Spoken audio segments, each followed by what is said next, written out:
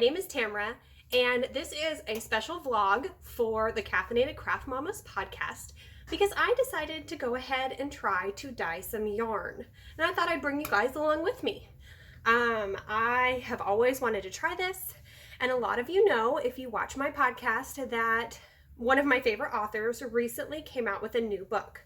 Her name is Juliet Cross. The book name is Grim and Barrett. I'm going to pop a picture of the book cover right here. And when I saw the book cover, I thought I should dye yarn to go with that book cover because it's gorgeous. All of her Stay a Spell series book covers are beautiful. They could all be yarn.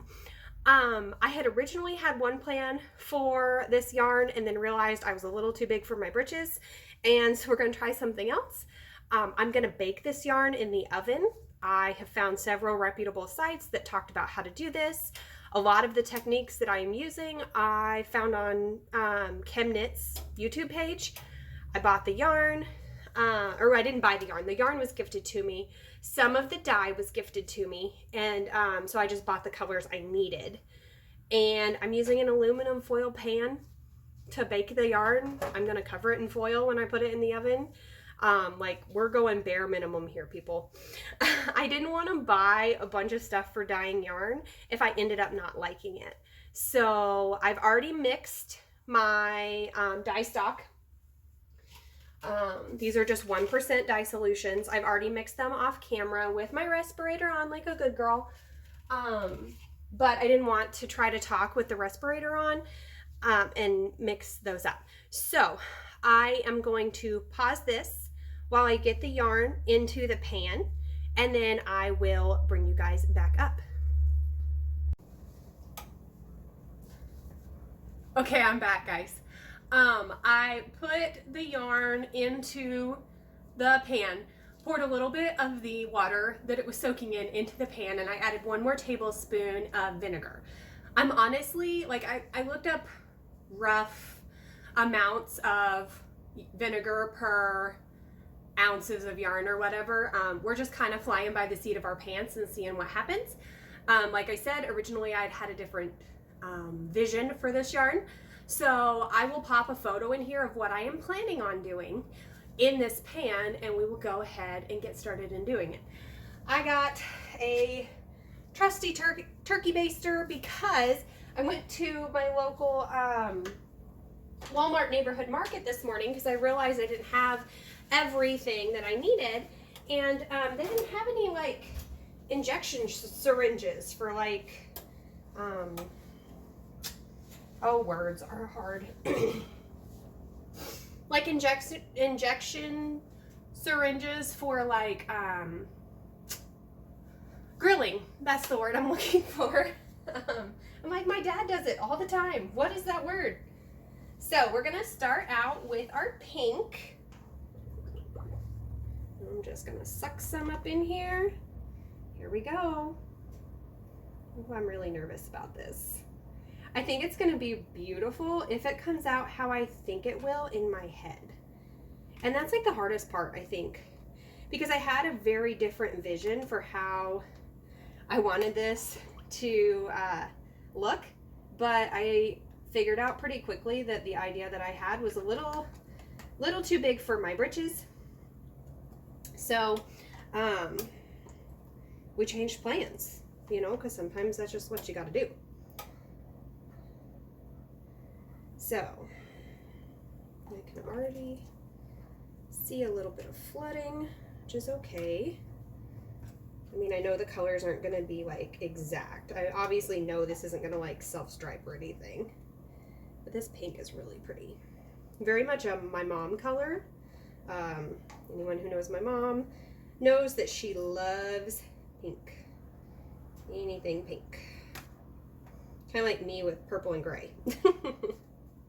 Pink is her purple and gray. And I'm smushing down the yarn a little bit because I saw this on a couple of different videos as a way to make sure that all of your yarn was getting some color.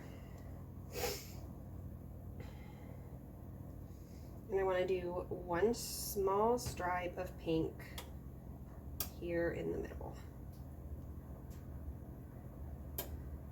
So again, I wasn't planning on kind of doing this way. But you have to work with what you have. And my kettle that I have that I was planning on using for dyeing is a little, it's too deep. You guys wouldn't have been able to see what I was doing. And I wanted you guys to be able to see, sorry, I was rinsing out my turkey baster, what I had going on. Okay, what color should we do? I think I'm gonna do the periwinkle next.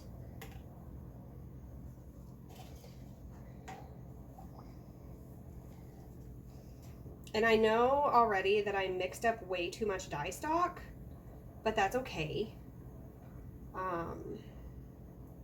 I wanted to have, I would rather have too much than not enough, you know? Yes, I know. Thank you, Evan, for letting me know you're ready.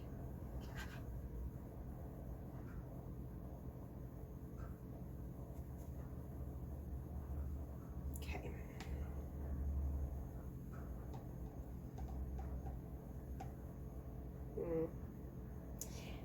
We'll do it right here.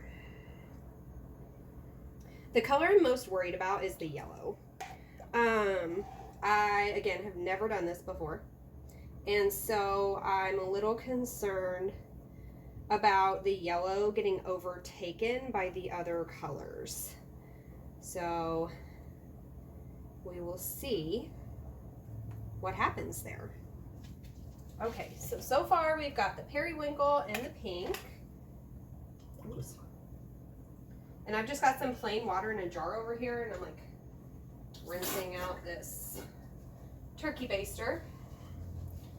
Okay, let's do the blue.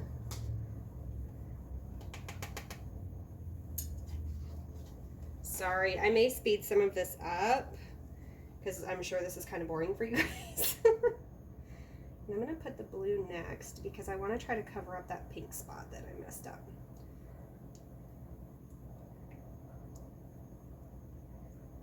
I said something to Jay that I was dyeing yarn this morning, and she's like, "Oh, that's fun," and she's like, "You can make me rocket popsicle socks." She's never once asked for socks, number one. Number two, I'm not sure she could handle wearing them. She's kind of particular about what goes on her feet. She was one of those kiddos that like had to have one brand of socks as a small child because if the toe seam was wrong, anyway, so she saw the colors I was planning on using, and she's like, "You could dye me Rocket Pop socks," because I also have Cherry Pop upstairs that someone had gifted me. So, I don't know, we'll see. Okay, we're going to make a bigger stripe of blue right here. Oops. So yeah, have you guys ever thought about dyeing yarn on your own? It's something I've talked about forever. Poor Gretchen has heard me talk about it for like years. Not really, we've only been friends for like a year and a half, but she's heard me talk about it a lot. So, okay, there's still some blue in there and my water turned blue. Give me just a second. Getting some clean water since I'm going into the yellow. Rinsing this turkey baster really good. I really don't want this yellow to get messed up. Okay.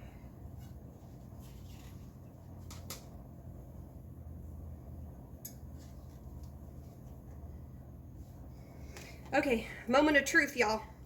Here we go. Oh, I'm so nervous about this yellow. I'm not one that typically likes a lot of, I guess these are called like warm colors. There, I've already got color mingling, but that's okay.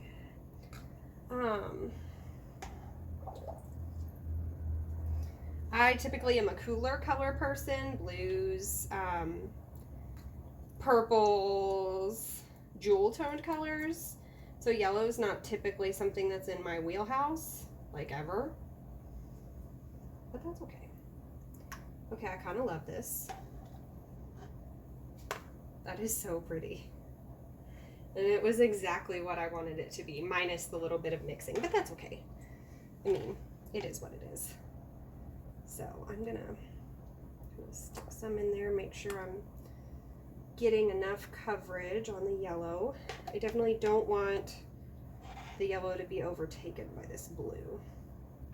Boy, though, we may have to experiment with mixing the turquoise with the yellow, because that's a pretty green. Have to do some math on that one. Okay, so here's the plan. I'm gonna move you guys. You guys are like precariously balanced on some cookbooks here, but you guys should be able to see. Sorry for camera shaking. There it is, what it looks like before it's going to go in the oven. So I am going to bake this. Oh, I'm trying to set you down. I'm gonna bake this at 350 for 30 minutes, and then we'll come back and check it out. I'll see you guys in a few minutes.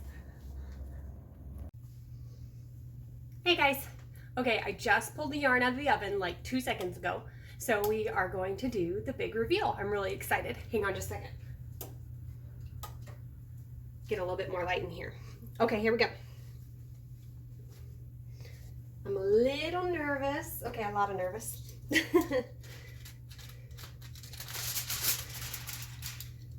Oh. Okay. So we did have some bleeding, which I was expecting, especially like right here. You can see it's turned green. I'm going to pull you guys a little closer just so you can see. So I'm going to lift this up with my tongs that I bought just for this and make sure I've got color all the way through, and I do. I still see some blue in the water and some purple in the water. So, I'm debating what to do. I'm wondering if I didn't add enough acid. Or if it just needs to cool. I'm not recording. Yes, I am. Oh, y'all, it's been a day.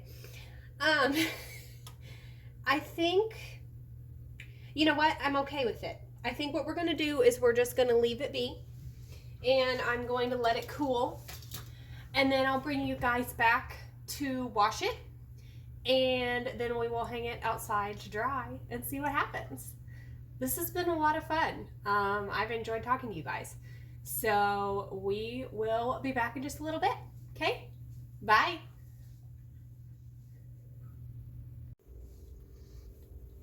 Okay, so it's finally cool enough.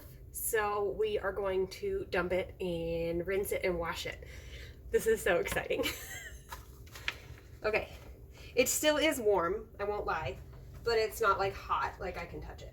So, okay.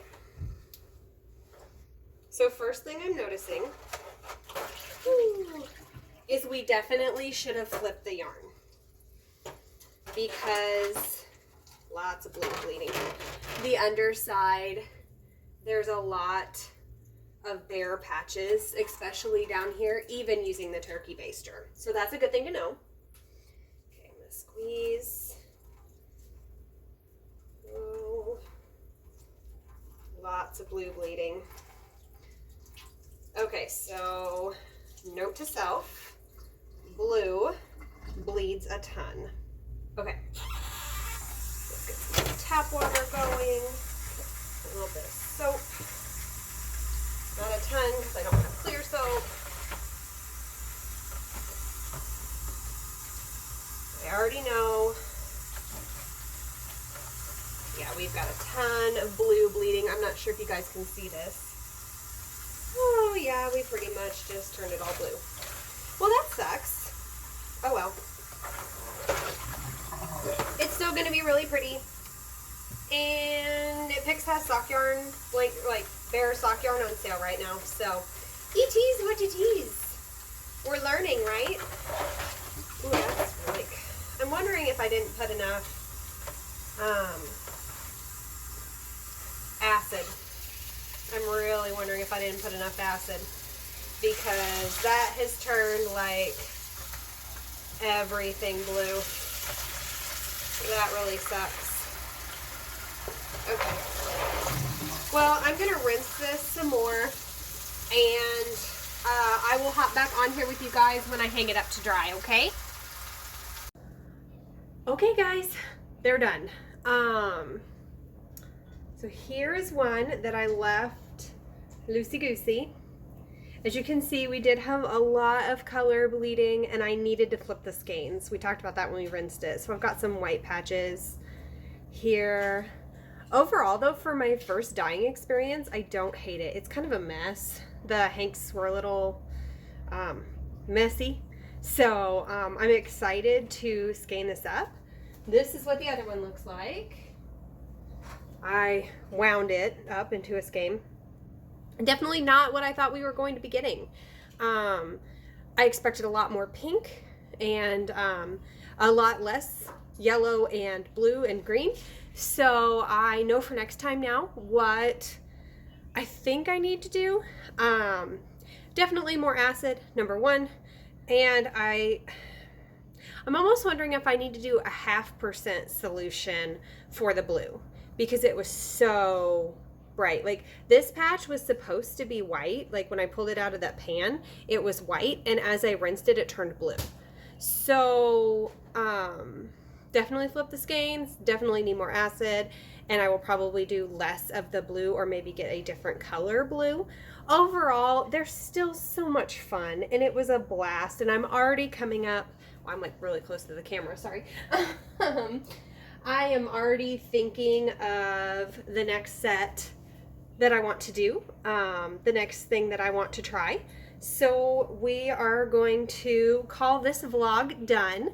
Let me know what you guys thought. I just thought I would enjoy kind of sharing this experience with you and trying out something new.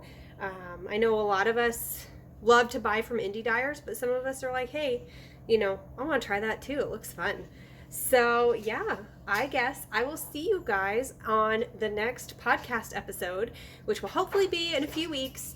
I have 15 squares left on my Cozy Memories blanket, so we're getting there. And I've had some significant movement on another project too. So I'm looking forward to podcasting. I will see you guys in a couple of weeks. Bye!